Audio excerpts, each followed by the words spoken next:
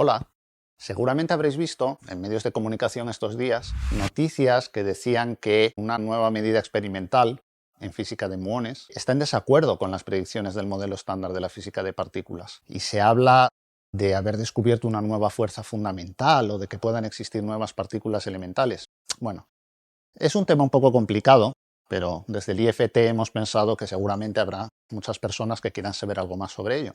Así que vamos a intentar contároslo. Lo que se está midiendo, lo que se está estudiando es lo que llamamos el momento magnético anómalo del muón. Así que lo primero que os tendremos que contar es qué son los muones y qué es esto del momento magnético anómalo. Sabéis que los átomos, de los que estamos hechos, de los que está hecho todo aquello que nos rodea, tienen un núcleo hecho de protones y de neutrones y una coraza de electrones. Son los electrones los que se unen y se combinan para que los átomos formen moléculas y formen estructuras más grandes. Bueno, los muones vienen a ser el primo de zumosol del electrón. Son unas partículas idénticas al electrón, en el sentido de que tienen las mismas propiedades, la misma carga eléctrica, se comportan de igual manera ante todas las interacciones elementales que conocemos. La diferencia es su masa. El muón pesa unas 200 veces más que el electrón. Y es una partícula de la segunda generación del modelo estándar. De hecho, fue la primera que se encontró. Se encontró en los años 30 y se detectó porque estamos continuamente debajo de una ducha de muones. Los rayos cósmicos, que llegan a la parte de arriba de la atmósfera, generan cascadas de partículas entre las que están los muones. Y a lo mejor alguien ha estado en un laboratorio de física de altas energías y ha visto estas cámaras de muones hechas de hilos que dan chispazos por ruptura dieléctrica cuando pasa un muón. Como os decía, fue la primera partícula de la segunda generación que se encontró, y de hecho hay una cita muy famosa de uno de los grandes físicos de la época, de Isaac Rabi, el descubridor de la resonancia magnética nuclear, que decía: pero esto, ¿quién lo ha pedido?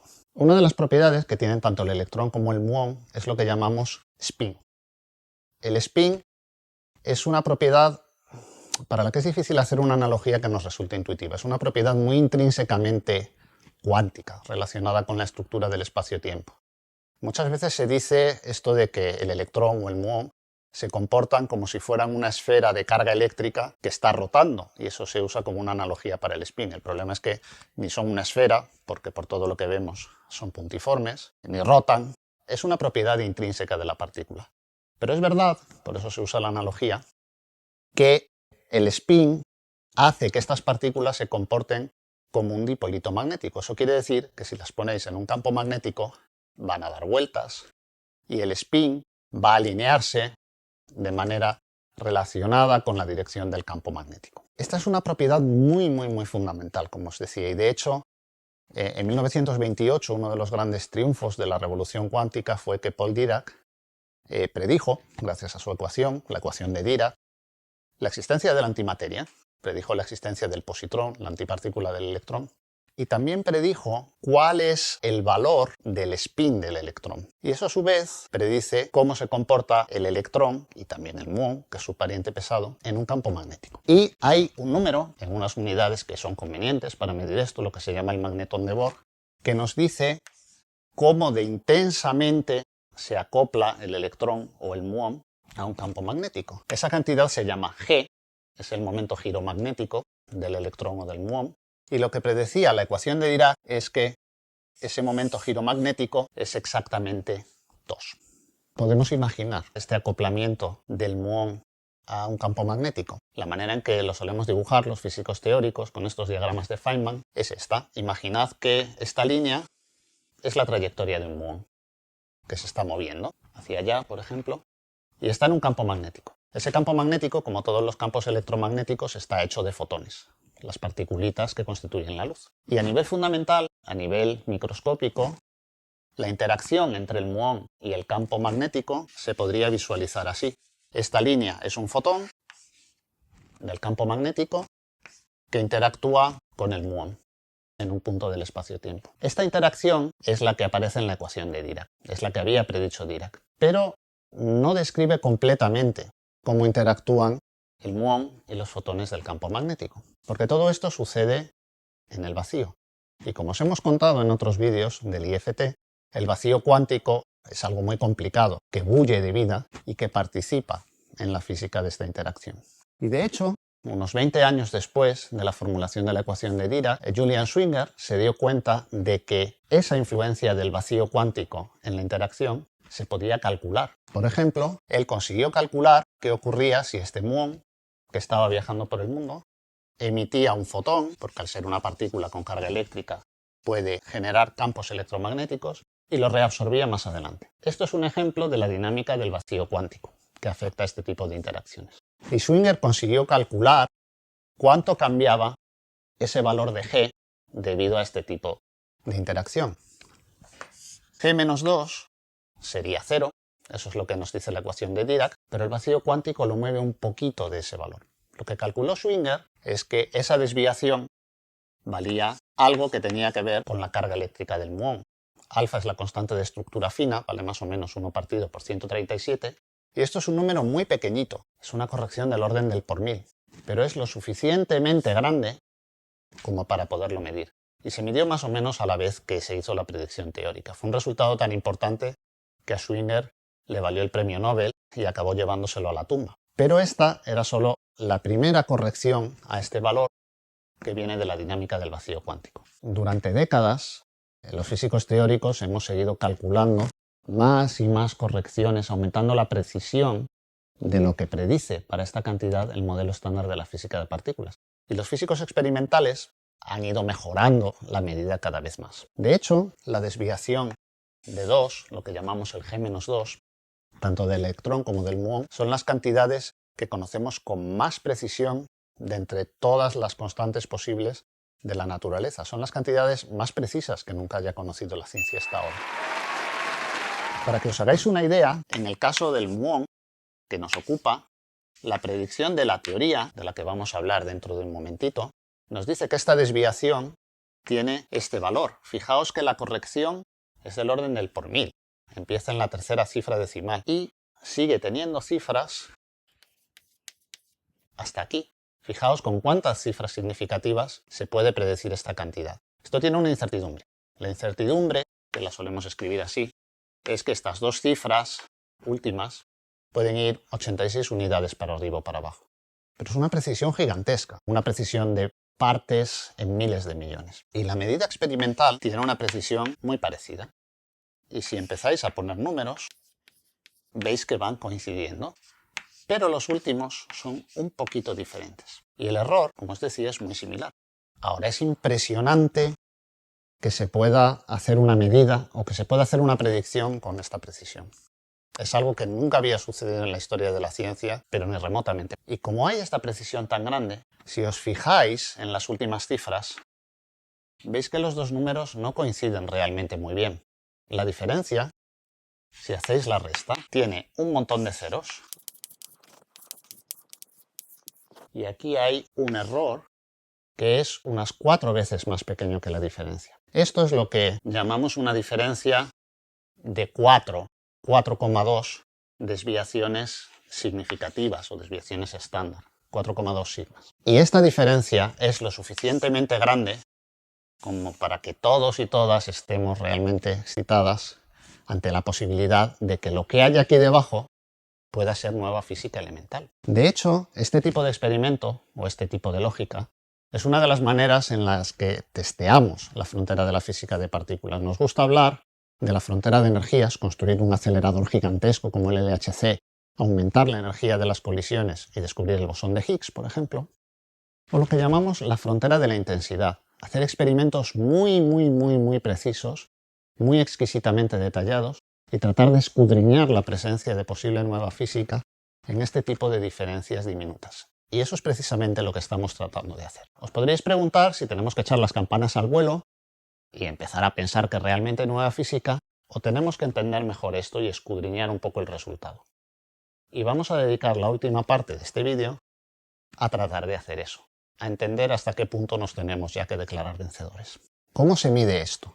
¿Cómo llegamos a este resultado experimental tan preciso? Porque es muy bonito.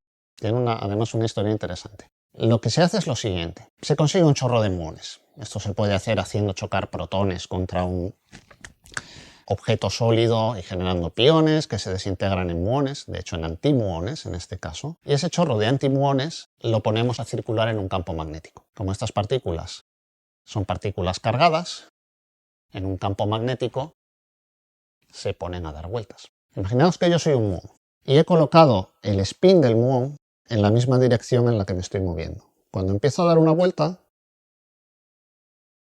el spin sigue manteniéndose paralelo a mi dirección de movimiento. El experimento está ajustado para que eso sea verdad si g fuera exactamente 2. Pero como g no es exactamente 2, a medida que los antimuones van dando vueltas en el anillo de almacenamiento, el spin se va desviando un poquito de la dirección de movimiento. Eso es lo que se puede medir. Esa desviación, a medida que los muones giran y giran y giran en el anillo, os permite encontrar esta medida experimental.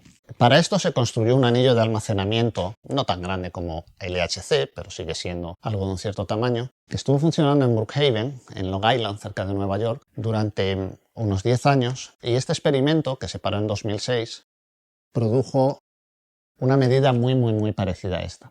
Pero era muy difícil disminuir el error de esa medida, hacerla más precisa, porque en Brookhaven no tenían un haz de muones lo suficientemente intenso como para hacerlo. Así que se ha hecho una cosa bastante notable. El anillo seguía sirviendo para hacer el experimento más preciso, pero había que colocarlo donde hubiera un beam de muones más intenso, y eso ocurría en Fermilab, que está cerca de Chicago. Así que este objeto extremadamente complicado y delicado lo desmontaron y lo transportaron, primero en camiones, luego subiéndolo en una gabarra que tuvo que dar toda la vuelta por el Mississippi, porque no cabía por no recuerdo qué esclusa del canal de San Lorenzo, hasta llevarlo a Chicago. Después de años de trabajo muy fino, lo han instalado en Fermilab, en las afueras de Chicago, y desde hace unos 3-4 años han estado inyectándoles haces de muones más intensos de los que había en Brookhaven, con la idea de refinar la medida. La gran noticia de la semana pasada fue que esta nueva medida, con una estadística mucho más pequeña, en un tiempo mucho más corto de lo que llevó a hacerla en Brookhaven,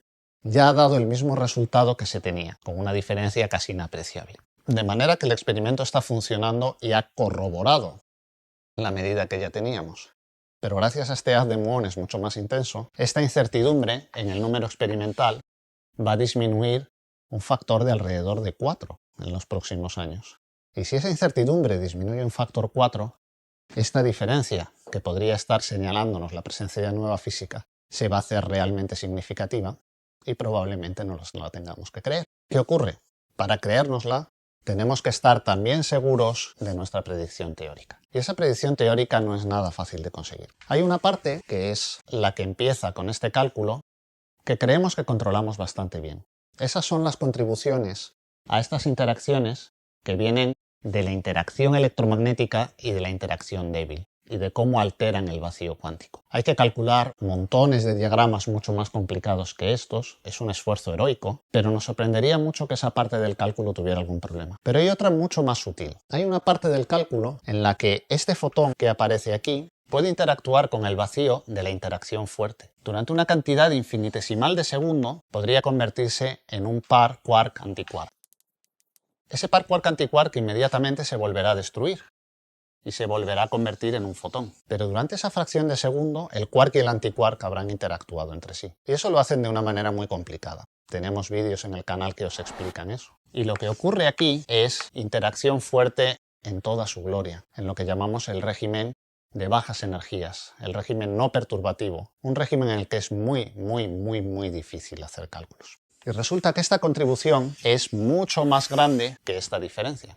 Así que tenemos que estar muy seguros de que está bien calculada para poder convencernos de que esto tiene que ver con nueva física. Y eso es un trabajo duro. Hay esencialmente dos maneras de calcularlo. Una, en realidad, tiene solo una parte de teoría, porque lo que hacemos es usar resultados de otros experimentos en los que aniquilamos electrones y positrones para crear quarks y antiquarks, y con esos resultados experimentales es posible deducir, con la maquinaria de la teoría cuántica de campos, cuánto valen estas correcciones. La otra manera de calcularlo es usar directamente el modelo estándar, atacar estas interacciones fuertes realmente haciendo ese cálculo tan difícil. Para eso necesitamos los superordenadores más grandes del mundo, y de esa forma tendríamos una predicción bastante independiente de la que viene de los resultados experimentales de aniquilaciones entre electrones y positrones. Y es ahí donde tenemos ahora mismo una situación curiosa. Y es que si calculamos esta contribución